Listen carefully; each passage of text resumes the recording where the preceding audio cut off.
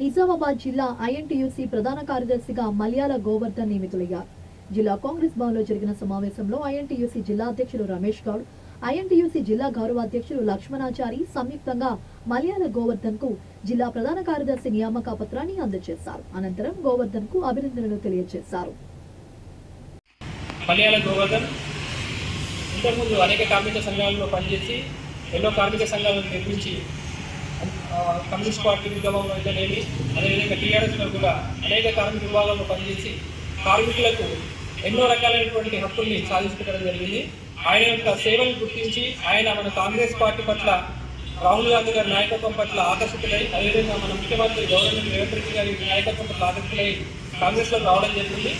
తద్వారా ఆయన కార్మిక సంఘం ఇందులో పనిచేస్తుంది. కాబట్టి ఈరోజు మనము మన ఐఎన్టీసీ ఆధ్వర్యంలో కార్మిక సంఘం యొక్క నిజామాబాద్ జిల్లా ప్రధాన కార్యదర్శి ఆయనకు నియమిస్తూ ఆయనకు మేము గౌరవంగా ఈ యొక్క నియామక పత్రాన్ని అందజేయడం జరుగుతుంది.